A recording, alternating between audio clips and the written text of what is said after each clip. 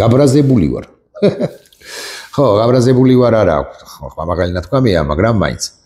ხანდახან ნერვები მეშლება, ხანდახან ნერვები მეშლება იმაზე, რომ ჩვენი ოპოზიციონერი პოლიტიკოსები არ ნაკლებად საუბრობენ უმნიშვნელოვანეს საკითხებზე, რომლებიც ჩვენს ამბებთან ბუნებრივ ბმულშია. და ჩვენთან რა ხდება, ან რა მოხდება, დამოკიდებულია ან დაფუძნებულია მათ შორის ამ უმნიშვნელოვანეს საკითხებზე, გეოპოლიტიკურ საკითხებზე და ყურადღება გადააქვთ არა პირდაპირ მნიშვნელობით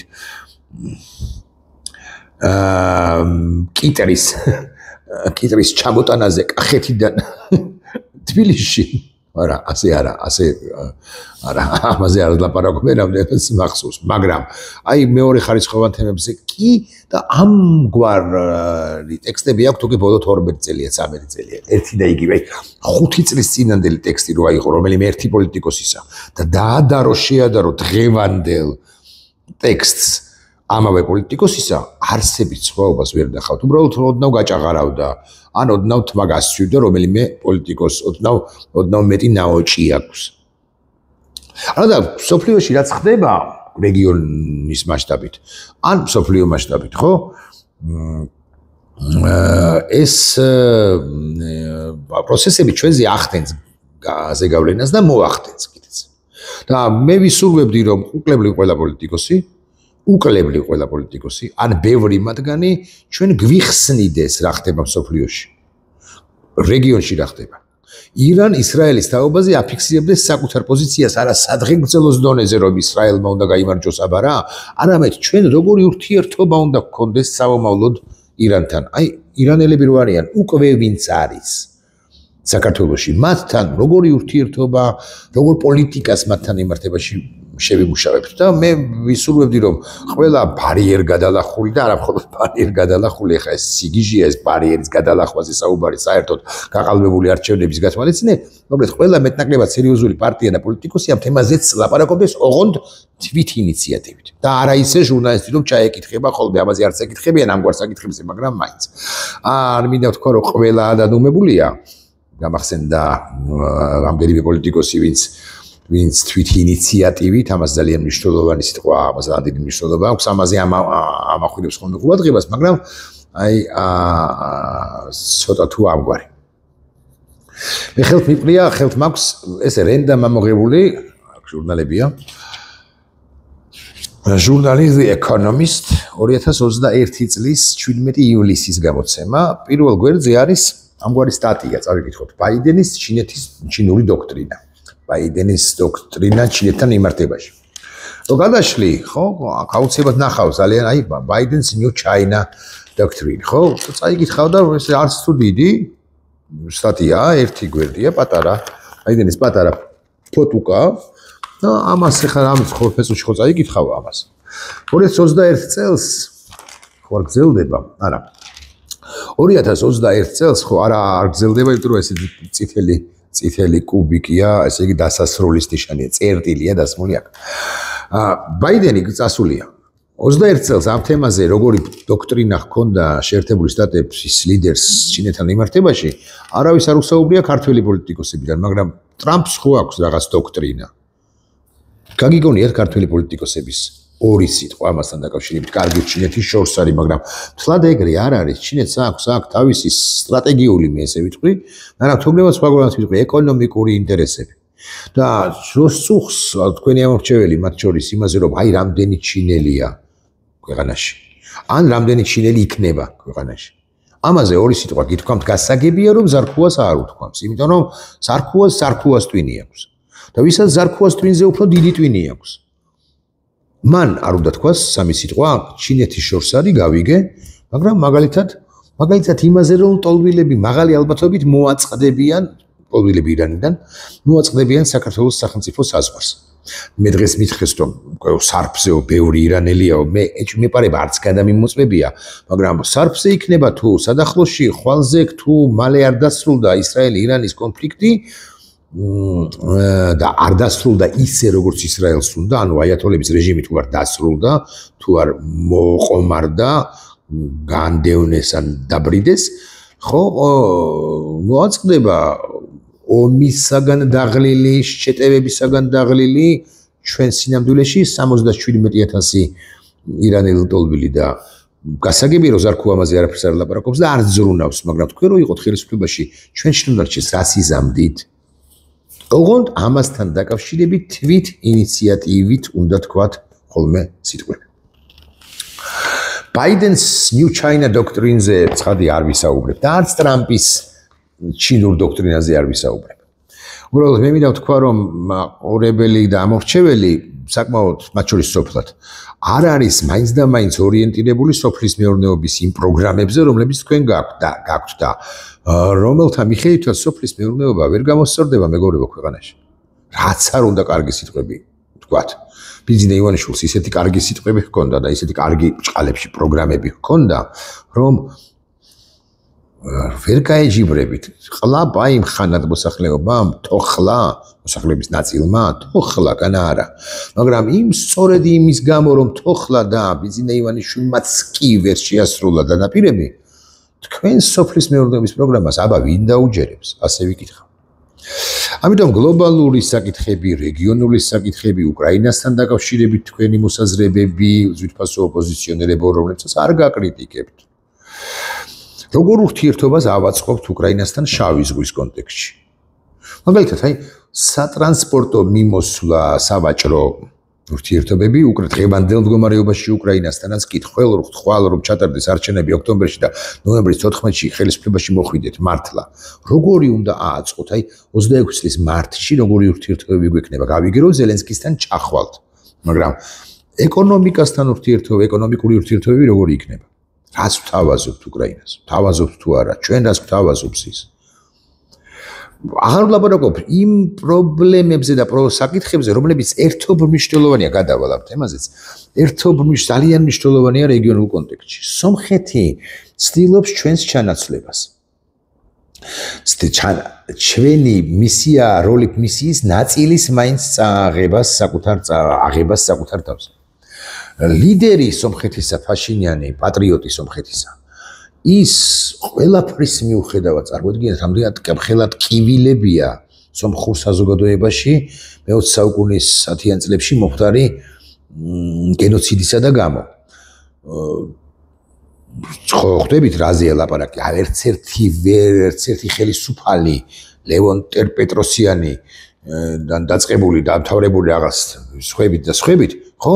აგრძელებული სხვებით ვერ განკომპლექსდა. ამ ამბით მე გულისხმობ დამოუკიდებელ სომხეთს, აი 90-იან წლებში რომ შეიქმნა იმ სომხეთის ლიდერების განკომპლექსებას.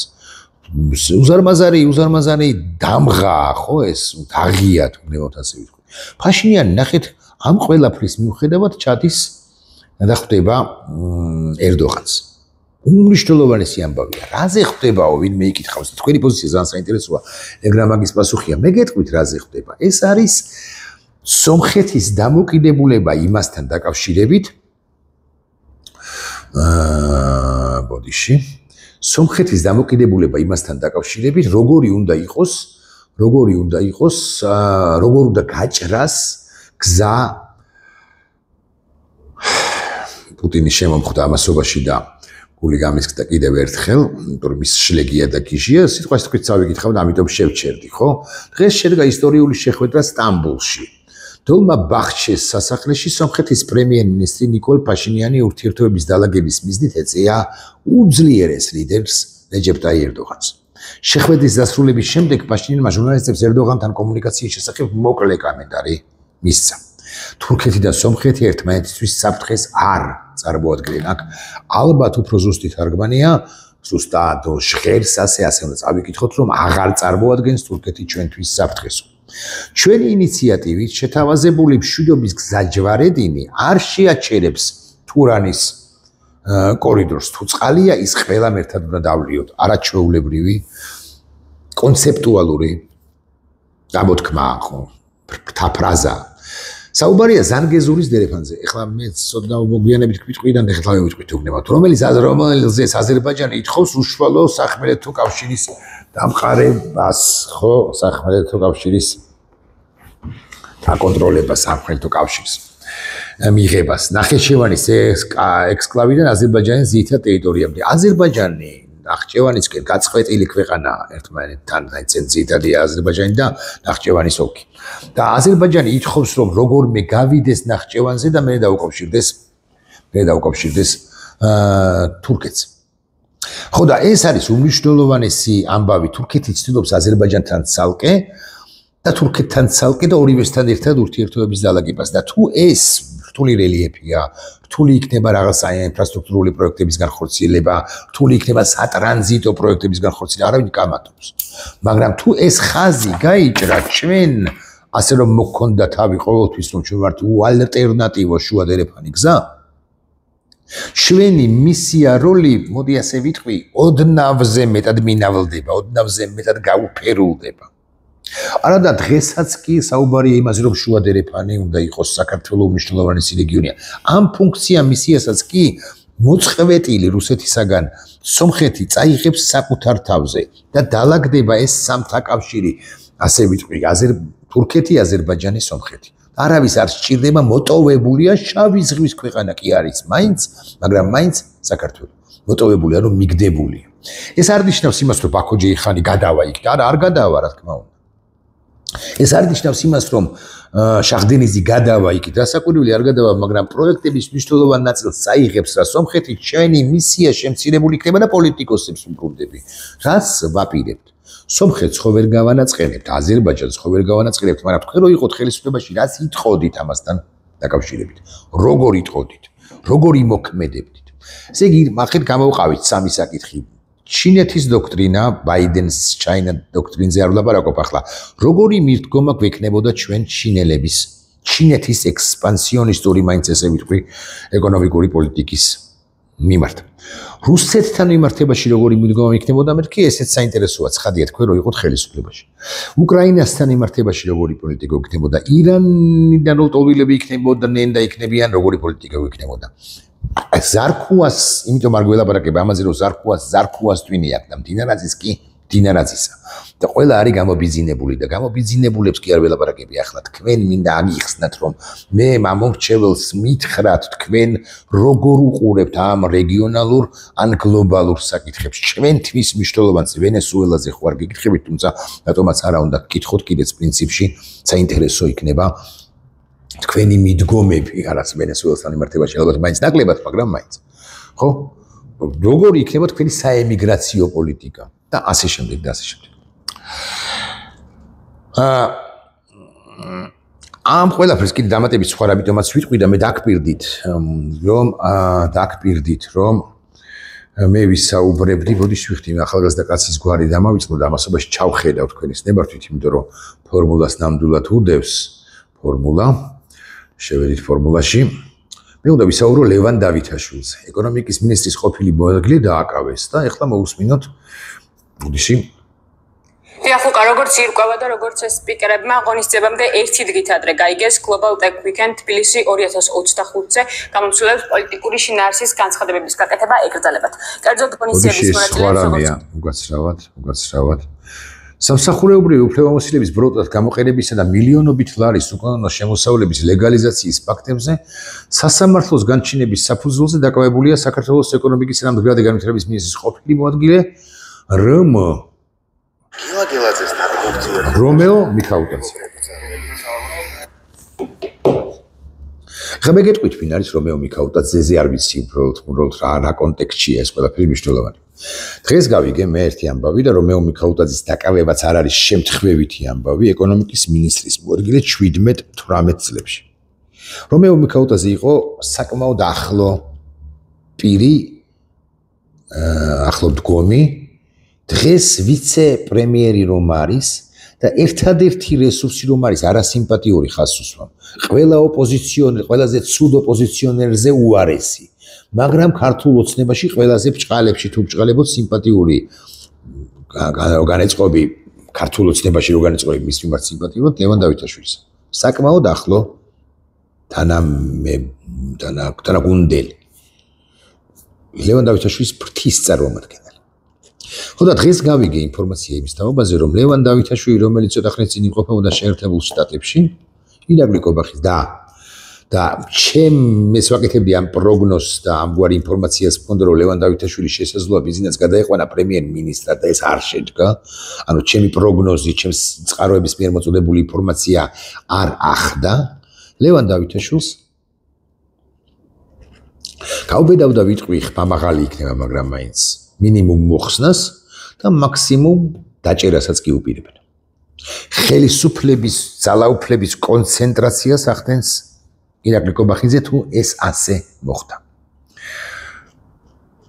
ლევან დავითაშვილის გარშემო, კისრის გარშემო მარყუჟი ვიწროვდება. იმიტომ რომ ეს ერთადერთი ჭყალებში მაინც ასე ვიტყვი, ამერიკული რესურსი, პირი რომელიც ამერიკასთან რაღაცაზე მაინც ურთიერთობს და რომელმაც გაახურა აქ, მათ შორის შუა დერეფნის გაკეთების აუცილებლობასთან დაკავშირებით, საქართველოს უფრო მეტ აქტიურობასთან დაკავშირებით, ირაკლი კობახიძე რუსს ბუნებრივია ის აღარ აწყობს არც პირველ მოადგილედ და არც ვიცე-პრემიერად და არც ეკონომიკის მინისტრად და საერთოდ ამ გუნდში. ის არის უცხო სხეული ბანდიტებისთვის, რომლებიც მოვაჯდნენ ქვეყანას. ისევ რემარკა პოლიტიკოსების მისამართით. მე თუ ვიცი ეს ყველაფერი, თქვენ ხო უკეთ იცით.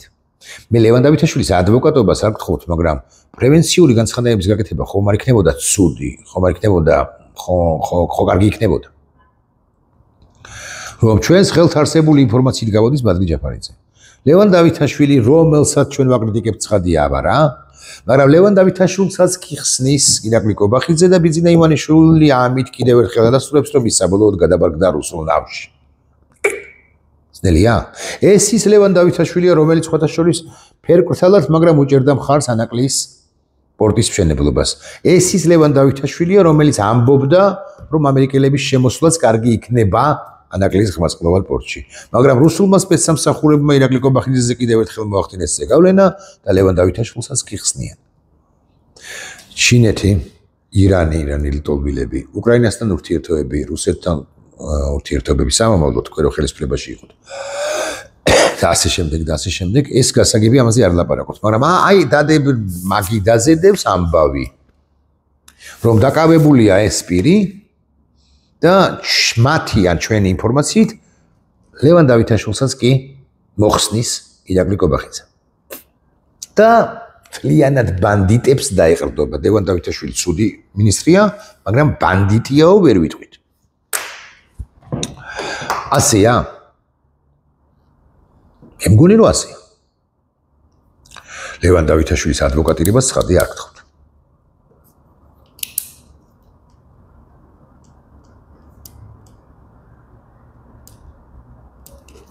სომხეთს ხო, და კიდევ ეს თემას ესე იგი რაღაც ჩინეთი, რუსეთი, ირანი, ტოლბილები ირანიდან და ასე შემდეგ. მაგრამ ასევე დაუბრუნდები, ლევან დავითაშვილი არის ის პირი, რომელიც ლობირებდა საქართველოს შუა დერეფნობას.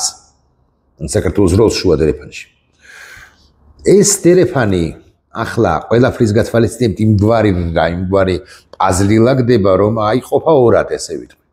არა სხვაგვარად ვიტყვი. სომხეთი ჩვენ გვეცილება, ან გვეცილება იმაში, რომ მასაც აქვს საკუთარი სახელმწიფო ინტერესი აქვს, ვერც დაუშნი კაცო.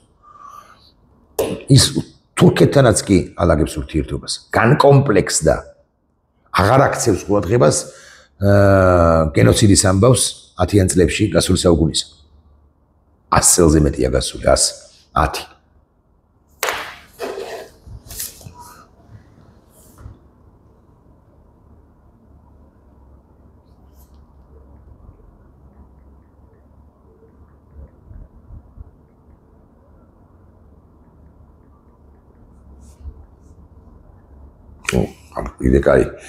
კიდე კარგი 1915 იმპროვიზ კოვიდის შემდეგ გადავამოწმე არ ვარყო 1915 წლის 24 აპრილი 100 წელია გასული და განკომპლექსდა და აღარ ამახვილებს ამაზე ყურადღებას და ჩვენ პოლიტიკოსებმა რო თქვან რომ შუა დერეფნისთვის არის საუჭირო არა მარტო ანაკლია არამედ ამის გაკეთებაც არის საჭირო რა პრობლემაა ოღონდ თქვან თვით ინიციატივით და არა ისე როცა ჟურნალისტი არა კორესპონდენტები ამ თემაზე არც ეკითხებიან ხოლმე ოპოზიციონერებს მაგრამ ტოკ-შოუებში ხო შესაძლოა ვიღაცამ კითხოს ეკითხებით კიდეც განა არა